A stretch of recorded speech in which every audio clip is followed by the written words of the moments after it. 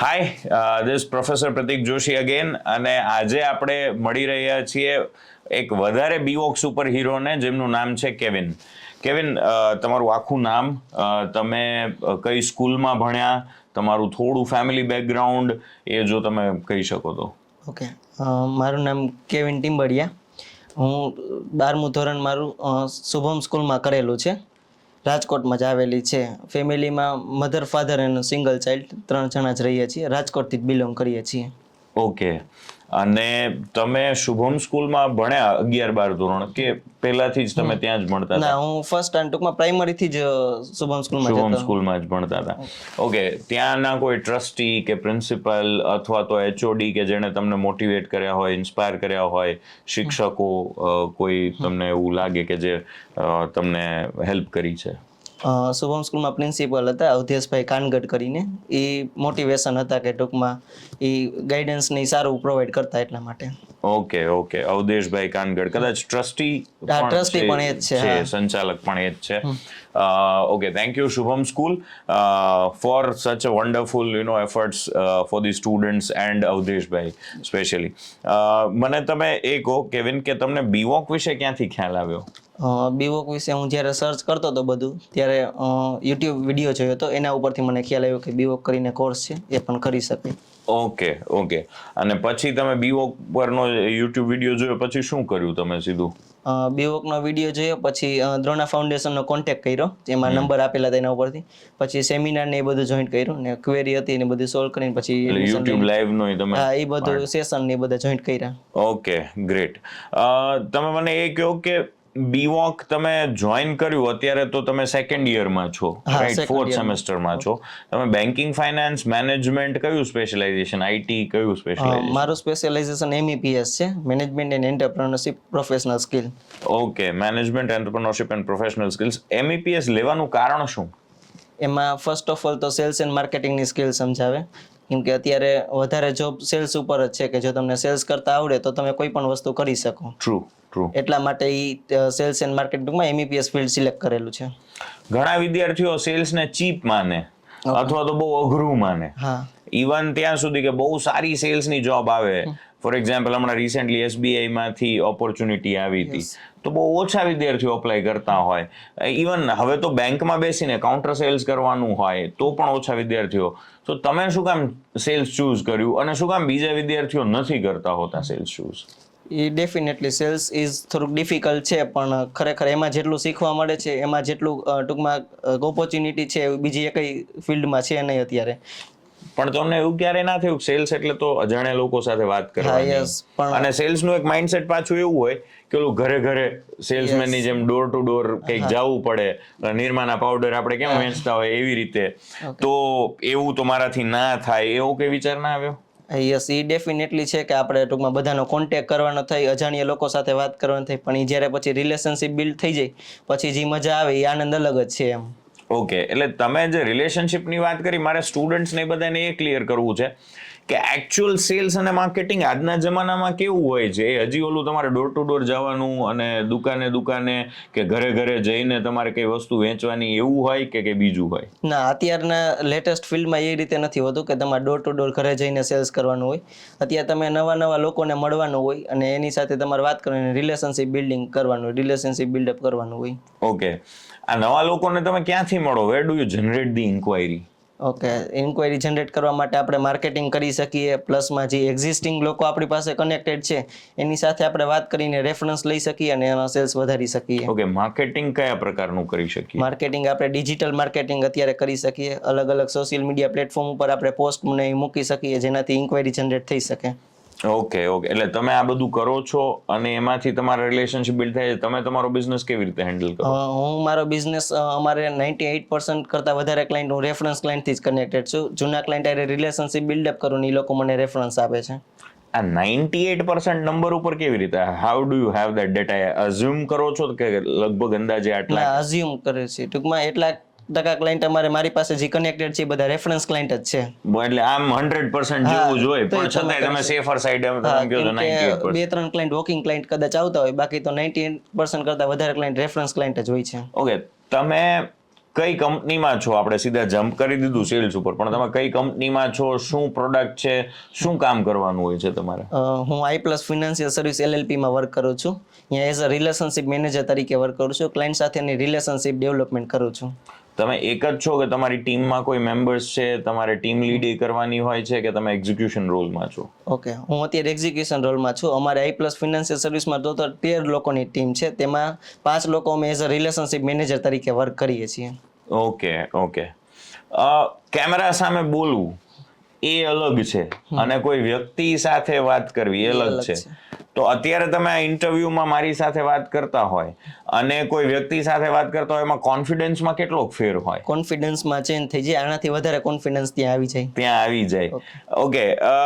અને ઘણા લોકોને એવું હોય કે એકલા રૂમમાં આમ કેમેરામાં બોલે તો વાંધો ન હોય અને લોકોની સામે ગભરામણ થાય, તો એ ગભરામણ દૂર કરવા માટે શું કરવું જોઈએ?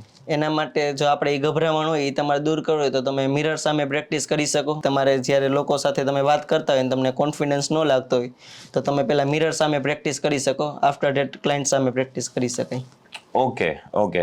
તમે જે કંપની કીધી મને i+ investment, i+ financial service. Okay, i+ financial services, એમાં કેટલા સમયથી છો?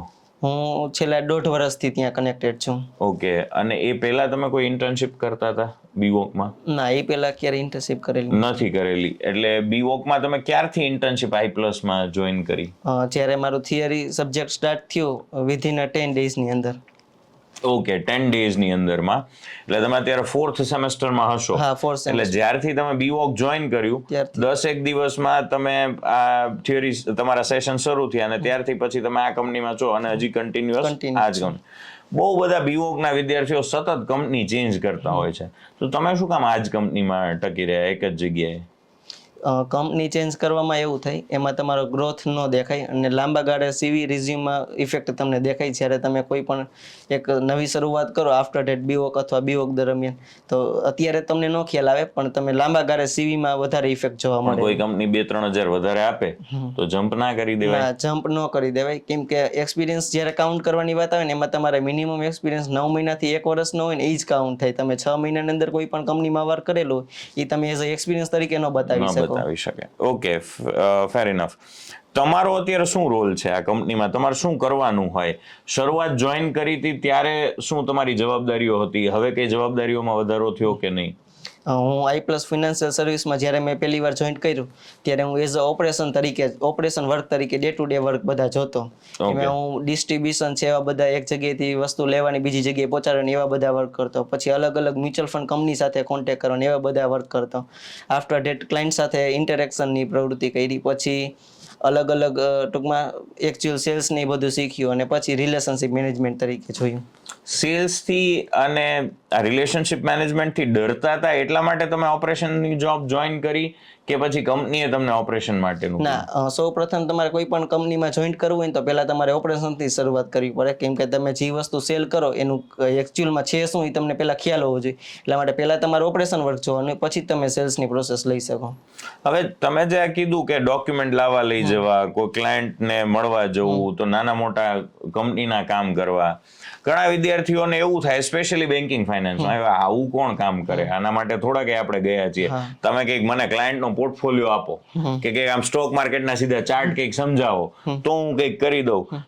તો એ કેટલા અંશે સાચું છે? તમને એવું ના થયું કે યાર આવું નાનું કામ કોણ કરે? હા, તમને સ્ટાર્ટિંગમાં જ્યારે તમે એ ઓપરેશનની વર્ક કરતા હોય ત્યારે તમને એવું ફિલિંગ તો આવે જ કે ભાઈ રોજ ઉઠીને આપણે આ જ કામ કરવું હોય, ક્યારે આમાંથી છુટકારો મળશે. પણ એ ખરેખર એ શીખવાની પ્રોસેસ હોય ને ઇમ્પોર્ટન્ટ પાર્ટ છે, એટલે એ શીખવું જ પડે ને પછી જ તમે સેલ્સની પ્રોસેસ કરી શકો. કેમ કે તમે કોઈ પણ પ્રોડક્ટ સેલ માટે જાઓ છો તો તમને એકચ્યુઅલ પ્રોડક્ટ છે શું એ તમને ન ખબર હોય તો તમે કેવી રીતે સેલ્સ કરી શકો? ઓકે. તમારી શું પ્રોડક્ટ છે અને તમે શું કેમાં વધારે ડીલ કરો છો? i+ ફિનાન્શિયલ સર્વિસમાં ઇન્વેસ્ટમેન્ટ અને ઇન્સ્યોરન્સની પ્રોડક્ટ છે. ઇન્વેસ્ટમેન્ટમાં મ્યુચ્યુઅલ ફંડ, FD, બોન્ડ્સ, ઇન્સ્યોરન્સમાં health insurance, life insurance, PA policy એ રીતે વગેરે. અને મારી એમાં મ્યુચ્યુઅલ ફંડમાં મારો ડિપાર્ટમેન્ટ છે. હું મ્યુચ્યુઅલ ફંડની પ્રોડક્ટ વધારે જોઉં છું. એમાં ખાસ કરીને SIP ઉપર વધારે ફોકસ કરું છું. એનું કારણ શું? તમે ચૂઝ કરી છે આ પ્રોડક્ટ?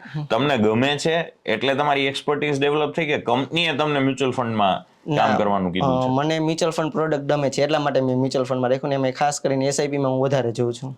ઓકે, શું ગમે છે તમને મ્યુચ્યુઅલ ફંડ અને એસઆઈપી વિશે? સૌ પ્રથમ તો પહેલા આપણે એસઆઈપી હોય તો એમાં સિસ્ટમેટિક ઇન્વેસ્ટમેન્ટ થતો હોય. પર મંથ આપણે ઇન્વેસ્ટમેન્ટ કરી દીધા તો પછી આપણે યાદ રાખવા જેવું નથી. એસઆઈપી એકવાર કરી લીધી તો દર મહિને રેગ્યુલર આપણે જે તારીખ નક્કી કરી તારીખે રેગ્યુલર ખાતામાંથી કપાયા રાખે. એટલે એમાં આપણે જોવા જેવું કંઈ ન રહે અને પ્લસમાં એ કન્ટિન્યુઅસ થયા રાખે. પછી ક્લાયન્ટને જ્યારે પ્રશ્ન આવે ત્યારે અમને કોલ કરે કે ભાઈ હવે ચેન્જ કરવું છે કે કન્ટિન્યુ કરવું છે એ રીતે. ઓકે. કયા કયા પ્રકારની એસઆઈપી હોય અને કયા મ્યુચ્યુઅલ ફંડ્સ હોય કે જે તમે ક્લાયન્ટને રેકમેન્ડ કરો? મ્યુચ્યુઅલ ફંડમાં અલગ અલગ મ્યુચ્યુઅલ ફંડ શબ્દ એક છે પણ અલગ અલગ એમાં 39 કેટેગરી છે કે જેમાં અલગ અલગ તમે ફંડ આવતા હોય. એમાં મેઇન કેટેગરીની વાત કરીએ તો સોરી ટુ ઇન્ટરપ્ટ. આ 39 કેટેગરી એટલે તમે ડિફાઇન કરેલી છે કે ક્યાંય કોઈ ડિફાઇન કરેલી? એમફી એ ડિફાઇન કરેલી છે. AMFI association of mutual fund in India. Okay, AMFI. અને જે વિદ્યાર્થીઓએ મ્યુચ્યુઅલ ફંડમાં કરિયર બનાવવું છે they must give the AMFI exam. તમારી પાસે લાયસન્સ છે? એમફી એક્ઝામ આપેલી છે તમે? ઓકે. અને જો તમારી પાસે એમફી નું લાયસન્સ હોય તો જ તમે મ્યુચ્યુઅલ ફંડમાં ડીલ કરી શકો અને એનાથી તમને ઘણો બધો બેનિફિટ પણ થાય. હા, તો 39 અલગ અલગ કેટેગરી હોય અને પછી તમે એમાં આગળ શું કહેતા? એમાં 39 અલગ અલગ કેટેગરી હોય પ્લસમાં અત્યારે 43 મ્યુચ્યુઅલ ફંડ કંપની છે. એટલે 43 મ્યુચ્યુઅલ ફંડ કંપનીની 39 અલગ અલગ ફંડ. એટલે આપણે એક ક્લાયન્ટને એસઆઈપી ઇન્વેસ્ટમેન્ટ કરવું હોય તો આપણે એટલા ફંડ એને આપી શકીએ. 43 મલ્ટીપ્લાઇડ બાય 39 એટલા ફંડ આપણી પાસે અવેલેબલ છે. વાવ. તો તમારા એવા હેન્ડપિક ફંડ ક્યાં છે, હેન્ડપિક કંપનીઓ કઈ છે જે તમને બહુ ગમતી? ફોર એક્ઝામ્પલ મારે અત્યારે લેવું છે અથવા મારે એસઆઈપી કરવી છે તો તમે મને ક્યાં ફંડ સજેસ્ટ કરશો? જ્યારે આપણે ફંડ ટાઈપની વાત કરીએ ને તો એમાં ઇક્વિટી ડેપ્ટ બે મેઇન કેટેગરી આવતી હોય. ઇક્વિટી કેટેગરી એટલે લોંગ ટર્મ ઇન્વેસ્ટમેન્ટ માટે અમે ઇક્વિટી કેટેગરી આપતા હોય. ડેપ્ટ કેટેગરી એટલે one type of saving account તમારું થયું. તમે સેવિંગ એકાઉન્ટના પૈસા તમે ત્યાં વિડ્રો ટૂંકમાં ડિપોઝિટ કરી શકો. ઓકે. એટલે આ તો પણ ઇક્વિટી ડેટ બે જ વસ્તુ થઈ. તમે તો 39 કહેતા હતા તો એ બીજા ક્યાં ઇક્વિટીની અંદર અલગ અલગ કેટેગરી આવે. ઇક્વિટીની અંદર large cap, mid cap, small cap એ રીતે અલગ અલગ કેટેગરી આવે. એમ 39 મેઇન કેટેગરી ઇક્વિટી, ડેપ્ટ અને હાઇબ્રિડ કહેવાય. હાઇબ્રિડમાં ઇક્વિટી પ્લસ ડેપ્ટ. પછી ઓલું ગોલ્ડ ને એવું બધું કઈ આવે, કોમોડિટી એવું કઈ આમાં આવે? હાઇબ્રિડ ફંડમાં કાઉન્ટ થાય. હાઇબ્રિડ ફંડની અંદર એક મલ્ટી એસેટ ફંડ કરીને આવે. એમાં ઇક્વિટી, ડેપ્ટ, ગોલ્ડ, સિલ્વર બધા ઓપ્શન અવેલેબલ છે. એક ફંડની અંદર ઇન્વેસ્ટમેન્ટ કરો તમારે 4 કેટેગરીની અંદર ઇન્વેસ્ટમેન્ટ થાય. ઓકે, તમે કયું રેકમેન્ડ કરો મારા જેવા વ્યક્તિને અને કેવી રીતે તમે કેમ કન્ક્લુઝન ઉપર આવો કે આ ફંડ કે આ પ્લાન આમને દેવાય? અમે જ્યારે કોઈ પણ ક્લાયન્ટ સાથે શરૂઆત કરતા હોય તો પહેલાં એનો આખો એક્ઝિસ્ટિંગ બધું જોઈએ, એનો ડેટા જોઈએ અમે. પછી એને ધ્યાનમાં લઈને અમે એને ફંડ સજેસ્ટ કરતા હોય. જનરલી લોંગ ટર્મ માટે ફંડ આપતા હોય તો અમે ઇક્વિટીની અંદર એક ફ્લેક્સી કેપ કેટેગરી કહેવાય કે જનરલી કોઈ ક્લાયન્ટને એનો ટૂંકમાં મ્યુચ્યુઅલ ફંડનો એનો ડર રહેતો હોય કે ભાઈ આમાં ઇન્વેસ્ટમેન્ટ કરવું જોઈએ કે ન કરવું જોઈએ. એના માટે અમે ઇક્વિટીની અંદર ફ્લેક્સી કેપ કેટેગરી આવતા હોય. એ અલગ અલગ કંપનીના ફ્લેક્સી કેપ ફંડમાં ઇન્વેસ્ટમેન્ટ કરાવતા હોય. એનાથી શું થાય? બે વસ્તુ થાય. ક્લાયન્ટનો એક્સપિરિયન્સ એ સારો થાય અને જેને ડર લાગતો હોય મ્યુચ્યુઅલ ફંડનો એનો એ ડર દૂર થઈ જાય. કેમ કે એમાં છે ને બધા કેપ ઇન્વેસ્ટમેન્ટ થતું હોય. ફ્લેક્સી કેપ એટલે એમાં લાર્જ કેપ, મિડ કેપ અને સ્મોલ કેપ ત્રણેય કેપની અંદર ઇન્વેસ્ટમેન્ટ થતું હોય. ઓકે. હવે મને એવું સાંભળ્યું છે, જે ઓફ ધી કેમેરા હમણાં થોડી વાર પહેલા વાત થઈ, મને મેડમે એમણે કીધું કે દ્રોણા ફાઉન્ડેશનના ઘણા બધા એમ્પ્લોઈઝ છે, એમણે તમારી પાસેથી એસઆઈપી લીધેલી છે. અથવા તો ઇવન આરકે યુનિવર્સિટી છે જેમાં તમે ભણો છો, આરકે યુનિવર્સિટીના સ્ટુડન્ટ છો, તો એના પણ ઘણા બધા ફેકલ્ટીઝ છે કે સ્ટાફ મેમ્બર્સ છે, એમણે તમારી પાસે એસઆઈપી લીધી છે. આ કેવી રીતે, like how did you do it? તમે કોઈ પિચ કર્યું હતું, કોઈને મળ્યા હતા, અને કોણ લોકો, નામ તો આપણે ના લઈએ પણ અંદાજે કેટલા લોકોએ તમારી પાસે લીધી હશે એસઆઈપી? આપણી પાસે દ્રોણા ફાઉન્ડેશનના 20 થી 25 સ્ટાફ મેમ્બરની એસઆઈપી અને ઇન્વેસ્ટમેન્ટ ચાલે છે. 20 થી 25 સ્ટાફ મેમ્બર? વાવ, મને આ નથી ખબર. ઓકે. એટલે રાજકોટ જ કે અમદાવાદ? ના, રાજકોટ જ ખાલી. તો રાજકોટમાં તો ટીમ જ એવડી છે, હજી થોડાક જ તો વધારે, એટલે બધા જેટલા એમ્પ્લોય છે બધા તમારી પાસે એસઆઈપી કરાવેલી છે. ઓકે. આરકેમાં પણ ઘણા ખરા મેજર સ્ટુડન્ટનું પણ ઇન્વેસ્ટમેન્ટ આપણે ત્યાં ચાલે છે. કેમ કે સ્ટુડન્ટ એસઆઈપીની શરૂઆત કરે ને તો એને મેજર બેનિફિટ મળે. કેમ કે પહેલી વસ્તુ તો એજ એની નાની હોય. એટલે જેમ આમાં એસઆઈપીની તમે શરૂઆત કરો એમાં નાની ઉંમરથી શરૂઆત કરો તો એમાં તમને બેનિફિટ વધારે મળતો હોય. એનું શું રીઝન? કેમ કે આપણે સપોઝ કે કોઈ વ્યક્તિ 18 વર્ષથી ઉંમરની એસઆઈપી ચાલુ કરે, કોઈ વ્યક્તિ 35 વર્ષની ઉંમરે એસઆઈપી ચાલુ કરે, તો જ્યારે એ 60 કે 65 વર્ષે આવે ને તો ત્યારે એને જે અમાઉન્ટ મળવા પાત્ર થતી ને એમાઉન્ટમાં ઘણો ખરો વેરિએશન આવી જતો હોય. ઓકે, એટલે કમ્પાઉન્ડિંગ ઇન્ટરેસ્ટની કમ્પાઉન્ડિંગ ઇફેક્ટ બહુ મોટી થતી થાય. હોય. ઓકે, ફેર ઇનફ. તમે કઈ રીતે લાઈક લોકો સુધી કઈ રીતે પહોંચો? તમે આટલા સ્ટાફ સુધી પહોંચ્યા તો આઈ ડોન્ટ થિંક કે બધા લોકો એમને સીધું બાય કરી લે. તો શું તમે કઈ રીતે પિચિંગ કરો, અથવા તો સ્ટુડન્ટમાં તમે કઈ રીતે અવેરનેસ ફેલાવો? શું કામ લોકો, અને બહુ બધા વિદ્યાર્થીઓ બેન્કિંગ ફાઇનાન્સમાં હશે, બહુ બધા વિદ્યાર્થીઓ મ્યુચ્યુઅલ ફંડ કંપનીમાં કામ કરતા હશે, તો એવું શું કામ કે દ્રોણાના બધા એમ્પ્લોયી કે આરકેના બીજા સ્ટુડન્ટ્સ આ બધા કેવિન પાસેથી જ મ્યુચ્યુઅલ ફંડ લે અને બીજા પાસેથી ના લે? સો વાય? એમાં પહેલી વસ્તુ તો અવેરનેસ નો. આપણે 9:30 લેક્ચર કમ્પ્લીટ થાય થિયરી, એટલે મારું વર્ક આ જ હોય કે 9:30 થી 10:30 11:30 સુધી હું બધા એમ્પ્લોય, આપણે દ્રોણા ફાઉન્ડેશનના જેટલા સ્ટાફ મેમ્બર છે, ફેકલ્ટી, એને હું મળતો હોય, એને હું મારી પ્રોડક્ટને બધું સમજાવતો હોય. પછી એમને એસઆઈપી કરવી અથવા ઇન્વેસ્ટમેન્ટ કરવું એમના ઉપર ડિપેન્ડ કરે, પણ એમને નોલેજ હોવું જોઈએ કે કેવિન કરીને આપણી પાસે એક સ્ટુડન્ટ છે કે જે આ ફિલ્ડમાં વર્ક કરે છે. જ્યારે ત્યારે એને ઇન્વેસ્ટમેન્ટ કરવું હોય તો એ મને કોન્ટેક્ટ કરી શકે. એ રીતે હું કોન્ટેક્ટ નંબર આપી દઉં અને આપણું ગાઈડન્સ ને બધું હું આપતો હોય એમને. And I guess that's the first rule of sales. હું પણ સ્ટ્રોંગલી બિલીવ કરું છું કે તમારી પ્રોડક્ટ છે અથવા તો તમારી પાસેનો મેસેજ છે, જો તમે માર્કેટિંગની વાત કરો તો, સેલ્સની વાત કરો તો તમારી જે પ્રોડક્ટ છે સામેવાળા સુધી એ પહોંચાડવી એ આપણી જવાબદારી છે. ગીતા જેવું છે સેલ્સનું કે કર્મ કિયે જા ફલ કી આશા મત રાખ. એટલે આપણો મેસેજ આપણે પહોંચાડી દઈએ, આપણી પ્રોડક્ટને પહોંચાડી દઈએ, પછી બાય કરવું ના કરવું એમના હાથની વાત છે. કેટલી ઇફેક્ટિવલી શું કામ લોકો તમારી પાસેથી પરચેઝ કરે અને શું કામ બીજા પાસેથી ન કરે? તમે શું સમજાવતા હોય લોકોને?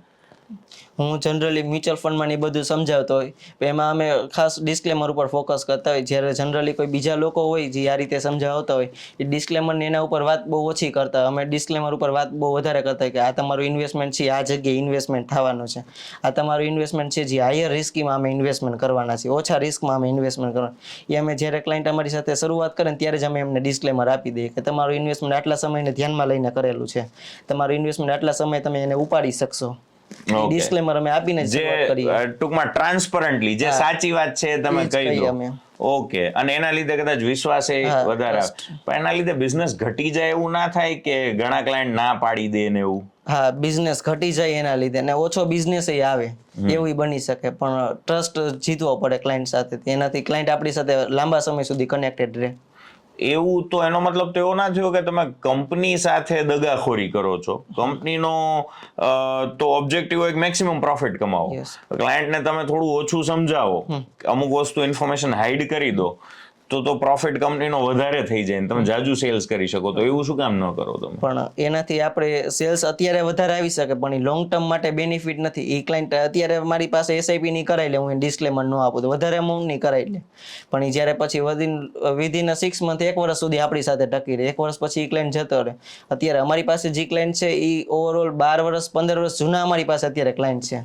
ઓકે, એટલે આ તમારી એકની પોલિસી નથી, આખી કંપનીની એવી પોલિસી છે. ઓબ્જેક્ટિવ જ અમારો ઈ છે કે ટૂંકમાં ક્લાયન્ટને ડિસ્ક્લેમર આપવા અને ટ્રાન્સપેરન્સી ક્લાયન્ટ સાથે લેવલ રહેવું જોઈએ. વાવ.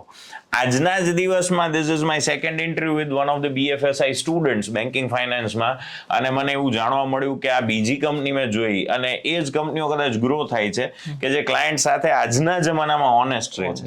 કારણ કે આજના જમાનામાં સેલ્સ કરવાવાળા તો બહુ બધા મળી રહે, પણ ઓનેસ્ટ લોકો ઓછા મળે. બીજું, ઘણી વખત સેલ્સ કરવાવાળા લોકો, માર્કેટિંગ વાળા જેટલા લોકો છે કોઈ પણ field, bit banking finance, management, IT, લોકોનું એવું માઇન્ડસેટ હોય છે કે તો બાટલીમાં ઉતારી દે અને એ તો આપણને છેતરી લે.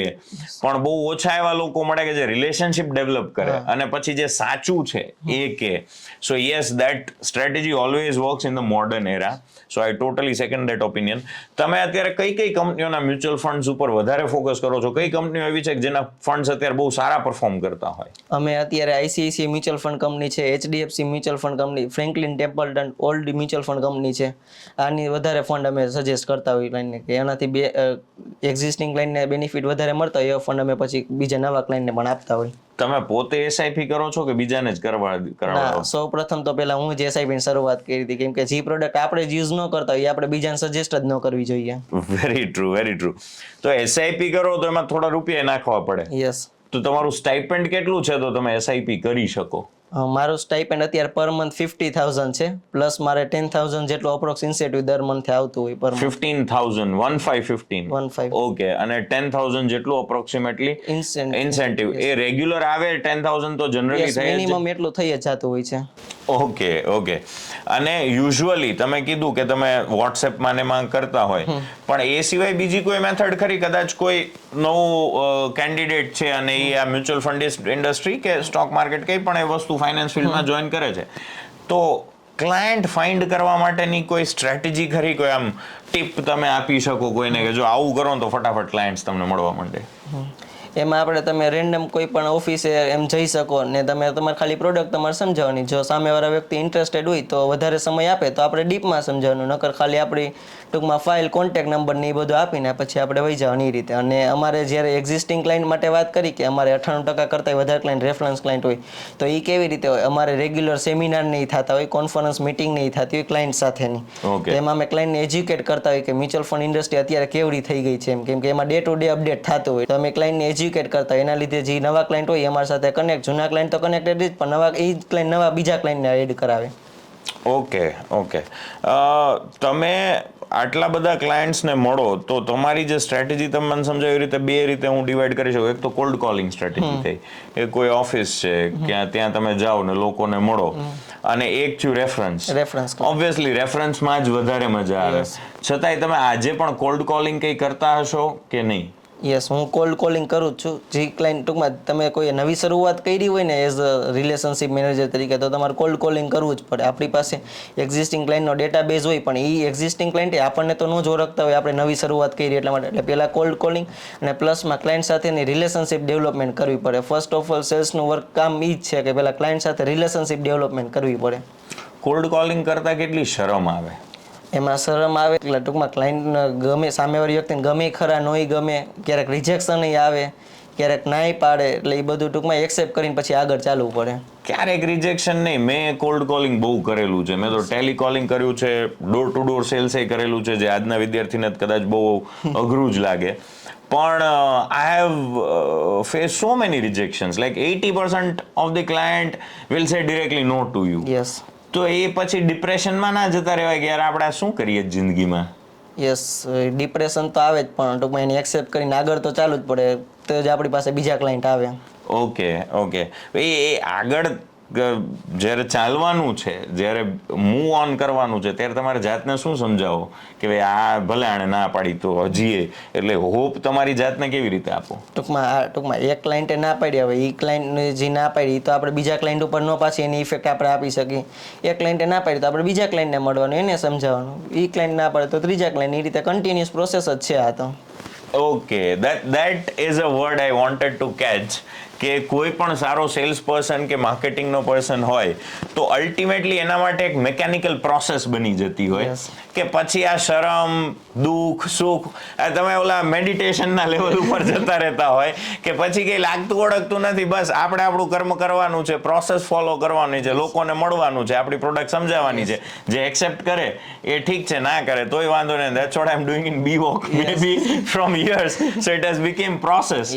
કે this is my duty to make everybody aware about BWalk, or for you it is your duty to make everybody aware about mutual fund. And then let's see, જેને બાય કરવું હશે એ કરશે, જેને આગળ વધવું હશે એ વધશે. ગ્રેટ. તમે મને એ કહો કે તમારામાં અત્યારે જે તમે 25,000 ને કમાવો છો, પણ શરૂઆતમાં આટલાથી જ સીધી 15,000 કંપની ઓફર કર્યા હતા કે શરૂઆત સ્ટાઇપન્ડ ઓછું હતું ને વધારે કર્યું? હું જ્યારે ઓપરેશનના વર્ક કરતો ત્યારે મારું સ્ટાઇપન્ડ પર મંથ 7,000 હતું. પછી એમાં ઇન્ક્રીમેન્ટ આવીને અત્યારે 5,000 સુધી પહોંચી ગયા છીએ. ઓકે, 15,000 અત્યારે થઈ ગયું છે. ફેમિલી બેકગ્રાઉન્ડ તમારું કેવું છે?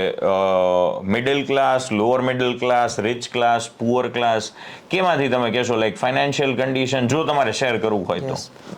મારા ફેમિલીની ફાઇનાન્શિયલ કન્ડિશન મિડલ ક્લાસથી અમે બિલોંગ કરીએ છીએ. ઓકે. અને એ મિડલ ક્લાસ ફેમિલી માટે કોઈ છોકરો થર્ડ યરમાં કે સેકન્ડ યરમાં હોય ને આટલું કમાતો હોય તો તમે સોશિયલ રિસ્પેક્ટ કેટલું મળે? યસ, રિસ્પેક્ટ તો મળે, પ્લસમાં પેરેન્ટ્સને પણ પ્રાઉડ ફીલ થાય. જ્યારે મધર ફાધર કોઈ ફંક્શનમાં ગ્રુપમાં ભેગા થયા હોય તો એ પણ પ્રાઉડલી કહી શકે કે મારો સન આ કરે છે, ને એને પ્રાઉડ ફિલિંગ થાય ત્યારે કે આટલી નાની ઉંમરે આ વર્ક કરે છે. પછી મમ્મી પપ્પા આમ ફોર્મમાં આવીને થોડુંક વધારે પડતું જ બધું વધારીને કહી દે એવું થાય? ખાસ કરીને તો મધરમાં એવું થતું હોય કે એ જનરલી ગ્રુપમાં હોય તો કહેતા હોય કે ભાઈ મારો સન અત્યારે આ જગ્યાએ વર્ક કરે છે, આટલી નાની કોલેજનું સેકન્ડ યર જ છે છતાં આ રીતે વર્ક કરે છે સાથે. ઓકે, તમને ફ્રેન્ડ્સ ફેમિલીમાંથી ના પૂછે કોઈ લોકો કે ભાઈ આવું તો શું કરો છો, તો અત્યારથી તમને જોબ મળવા માંડી કે અત્યારથી કામ કરો છો, એવી કઈ વાતચીત થાય? યસ, ફંક્શનમાં હોય ત્યારે બધા ટૂંકમાં કઝિન્સને બધા ભેગા થયા હોય ત્યારે વાત થતી હોય કે તમે ટૂંકમાં કયો કોર્સ કર્યો તો તમે બીજા જ વર્ષમાં આટલું બધું અર્નિંગ કરો છો એમ. Okay okay. 25,000 on an average તમે કમાતા હોય તો સ્પેન્ડ ક્યાં કરો તમે, કેટલી જગ્યાએ, શું તમારો યુઝ્યુઅલ ખર્ચ હોય? ઓકે, આપણે યુઝ્યુઅલ મારે મેજર તો કોઈ ખર્ચ છે નહીં. આપણે પેટ્રોલ છે, સ્નેક્સ છે, પ્લસમાં કાંઈ ઇવેન્ટ્સ ને એવું થતું હોય તેમાં પાર્ટિસિપેટ કરી, અને મેજર રોલ મારી એસઆઈપી ચાલે છે પર મંથ 6,000ની. પર મંથ 6,000 તમે એસઆઈપીમાં સેવ કરો છો. That's great. વ્હીકલ જે તમે યુઝ કરો છો, તમે કીધું પેટ્રોલનો એક્સપેન્સ થાય, એ તમારે જાતે બાય કરેલું છે કે પપ્પાએ લઈ દીધું છે? ના, જાતે બાય કરેલું છે. જાતે કયું વ્હીકલ યુઝ કરો છો? હોન્ડા જ છે, હીરો હોન્ડા. હીરો હોન્ડા એટલે સ્પ્લેન્ડર કે એવું કે 100 cc નું? Okay okay. તો ત્યારે એવું ના થાય કે આમ બુલેટ જેવું કંઈક બાઇક લઈએ, આઈફોન જેવો ફોન લઈએ, તો એવું શું કામ બાઇક ના લીધું ને શું કામ આવું 100 cc નું બાઇક લીધું? બીકોઝ કોલેજ ગોઅર્સ હોય એમને તો બધા એને આમ હાઈફાઈ બાઇક જ ગમતા હોય.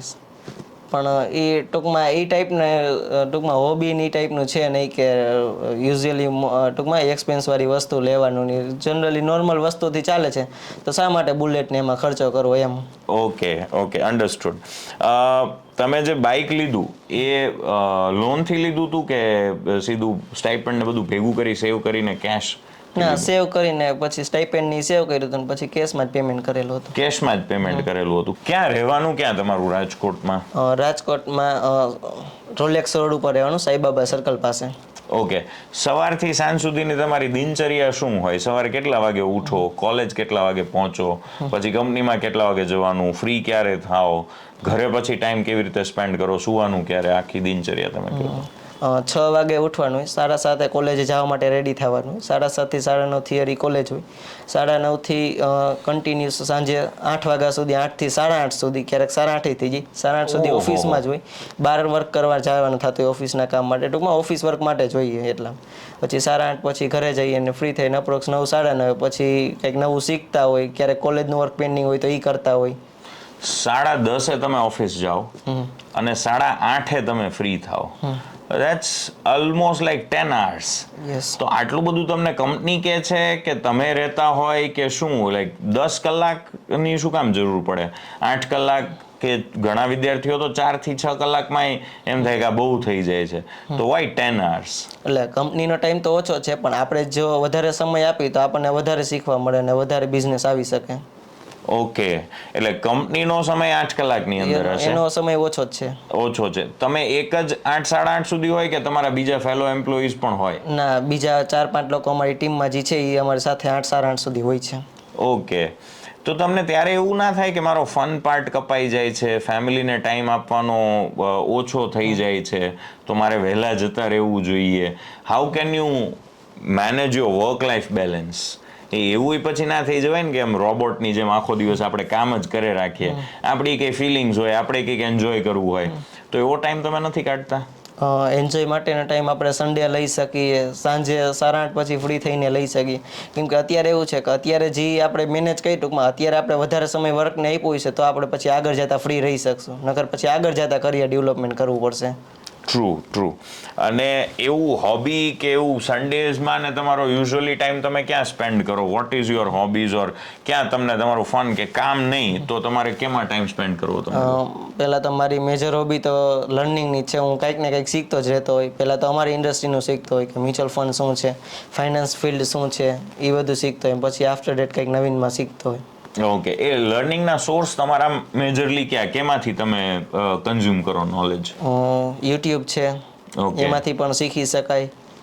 કંઈક ફ્રેન્ડ્સ કે ગ્રુપમાં કે જે લોકો વર્ક કરે છે ગ્રુપ સર્કલમાં વાત કરીને પણ શીખી શકાય એ રીતે. ઓકે, એટલે તમારું ગ્રુપ સર્કલ કે ફ્રેન્ડ્સ એવા જ છે કે જે ફાઇનાન્સ ઇન્ડસ્ટ્રીમાં કામ કરતા હોય? યસ, એવા પણ છે, અને બીજા અલગ અલગ ઇન્ડસ્ટ્રીમાં વર્ક કરતા એવા પણ છે ગ્રુપ સર્કલમાં. ઓકે. યુટ્યુબમાં તમે કોઈ સ્પેસિફિક ચેનલ્સ ફોલો કરો છો મ્યુચ્યુઅલ ફંડ કે ફાઇનાન્સ માટે? ના, એવી કોઈ સ્પેસિફિક ચેનલ તો નથી, પણ અત્યારે અપ્રોક્સ તમે સર્ચ કરો ને તો એમાં સારી એવી વસ્તુ આવે જ છે. ઓકે, ફેર ઇનફ.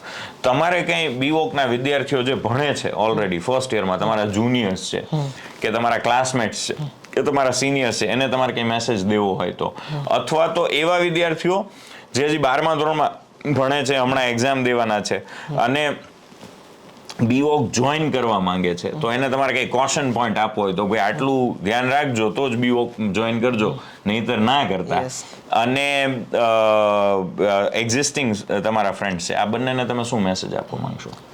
ઓકે, બીવોક સ્ટુડન્ટ્સ એ બીવોક કરે છે એના માટે તો સૌ પ્રથમ તો ટૂંકમાં ઇન્ટર્નશીપ ચેન્જ ન કરો. એ બની શકે તો એક જ ઇન્ટર્નશીપમાં કનેક્ટ રહ્યો, અથવા તો ટૂંકમાં કનેક્ટ રહ્યો એનાથી તો લાંબા ગાળે બેનિફિટ મળશે. અત્યારે તમને એવું લાગશે કે 1000 કે 2000 સ્ટાઇપન્ડ મને વધારે મળે છે, મારે પણ એવી ઓફર આવતી હોય કે 2000 રૂપિયા વધારે આપીને કોઈ સારી એવી જગ્યાએ વર્ક કરો, પણ આ કન્ટિન્યુ કરો તો એનો બેનિફિટ વધારે મળે છે. આ હું 2 વર્ષમાં શીખો છું, 2 વર્ષ સુધી એક જગ્યાએ કન્ટિન્યુ રહી તો એનો બેનિફિટ કેટલો મળે.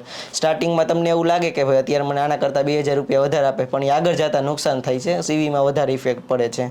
પ્લસમાં તમારે આમાં પ્રેક્ટિકલ થિયરી 2 વસ્તુ શીખવાની છે, ટાઈમ બહુ ઓછો રહેશે એન્જોય માટેનો. એવા જ વિદ્યાર્થીઓએ બીવોક જોઈન કરવું જોઈએ. ટ્રુ. એટલે પાર્કિંગ ને કેન્ટીનમાં બેસવાવાળા વિદ્યાર્થીઓ હોય તો બીવોકમાં બેસવા મળે, પણ 15 મિનિટ, એનાથી વધારે નહીં.